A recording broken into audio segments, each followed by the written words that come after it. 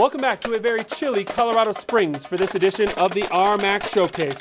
We're coming to you from the conference headquarters as we flip the calendar a little early and prepare for the conference portion of the basketball season.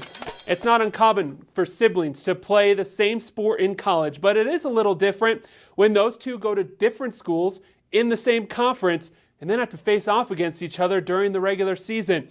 That's exactly what's happening for the Rohr sisters, Megan and Molly. Ball screener handoff.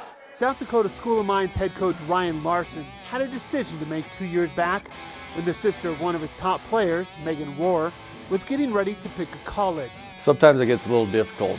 I have coached siblings before, and it's not the easiest situation. But yeah, we certainly tried. So when little sis Molly came to big sis for advice, the elder Rohr did her best to stay neutral. She tried to give me some advice to just picking schools, but she didn't try and persuade me one way or the other. She definitely talked to me throughout the process. She was recruited to our school, but she didn't really want to follow her big sister. She wanted to do her own thing, so I completely understand that. Despite their different college paths, both Megan and Molly were selected to the preseason all-conference team. And then in week 1, both earned Player of the Week honors, with Megan taking home the defensive honor and Molly bringing home the offensive award. It's definitely awesome. I'm very proud of her. She's doing great things at a young age, and she's going to be a phenomenal player by the time she's a senior. But no, it's really cool, and my parents are proud, and it's just a really cool experience. An experience the girls' parents weren't too excited for was when the two met head-to-head for the first time last year. They made t-shirts, so it was kind of half and half. It said Thunder Rockers, I think, on it, and my mom couldn't watch on certain parts. She had to walk out of the gym, and they didn't know who to cheer for. I guess they cheered for both, but I guess that was a little bit awkward. My entire friends and family were here. It was a lot of nerves too, especially being a freshman and not really knowing how to deal with that. But it was so cool to be able to play against her. And while the younger Rohr ranks towards the top of the conference in scoring, rebounding, and block shots, don't think Big Sis isn't going to get her share of the credit. She probably would not say the same, but I'll take credit for it. The two will only go head-to-head once this year when Molly's Thunderwolves visit Megan's Hard Rockers in Rapid City, South Dakota in early January.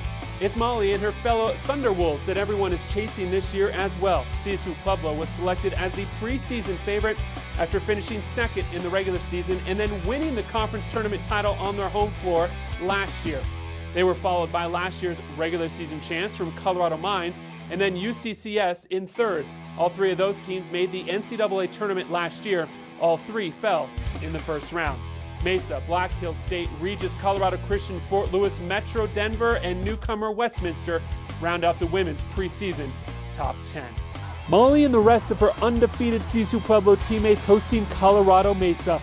The Mavericks came out on fire. Off the inbounds, Jalen Duran with the three as Mesa had a 4-point lead after the first quarter. Second quarter, they extend that lead by 3 more points. Brianna Adams with a triple as Mesa hit 11 from beyond the arc in the game, and they led by 7 at half. Second half, a much different story, and Rohr was the big difference. First off the miss, she grabs the rebound and puts back the easy deuce. Then, using her size perfectly, the post up, absolutely no chance for the defender as Molly finishes with 27 points and 8 rebounds. She did get some help from Tilisu Anderson, who ran the floor wonderfully here, gets the feed for 2 of her 22, as the Thunderwolves remain unbeaten, topping Mesa 73-61. Now Megan and South Dakota Mines making the trip down south to take on Metro State Denver. The Hard Rockers trying to stay close with defense. Here's Megan with one of her 4 blocks in the game. South Dakota Mines had 2 players score 10 points, including Marissa Herchuk, who knocks down this 3 from nearly straight away. But Metro started to pull away in the second quarter. They work it around, and it eventually lands in the hands of Janae Squires-Horton. Hits one of her 3 3-pointers in the game. Then from just inside the arc, Luisa Tago hit nothing but net. And another 3, this one from Janae Payne. She also had 3 triples as Metro State wins easily, topping Mines 66-47. Let's get to know UCCS senior Brittany Hernandez a little better.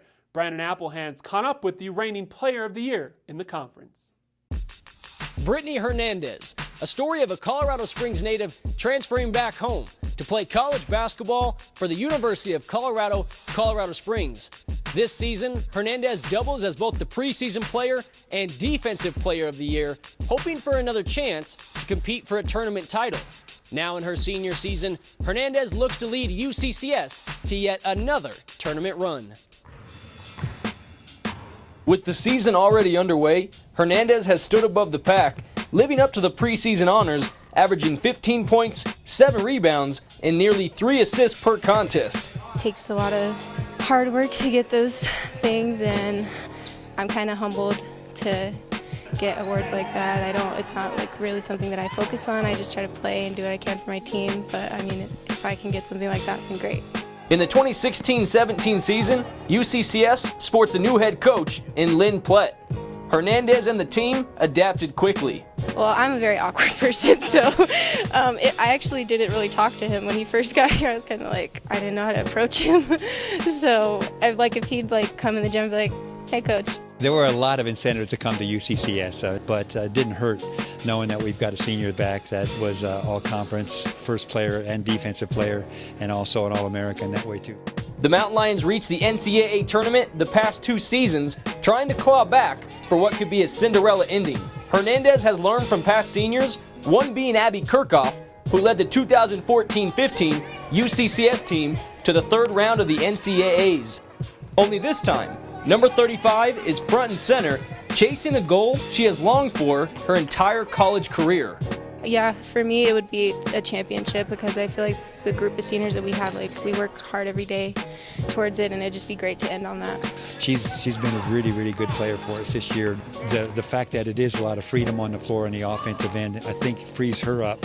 If you were to ask Coach Plett, the goal is simple. As everybody's goal in the conference is to win a conference championship, and we really feel that that's a reachable goal for us this year. Hernandez sees the light at the end of the tunnel. Senior night in the UCCS Gallagly Event Center is approaching. Though for the once Colorado Christian transfer, Hernandez's last conference game takes place on the floor of her old team. It's always a good time when you go back to your old school. In Colorado Springs, I'm Brandon Applehands for the RMAC Showcase. Thank you, Brandon. That brings us to halftime of our show. When we return, it's the men's turn to take center stage, and we've got early season conference action from some of the top teams in the RMAC. Grab yourself a snack and come back in 2.5 minutes.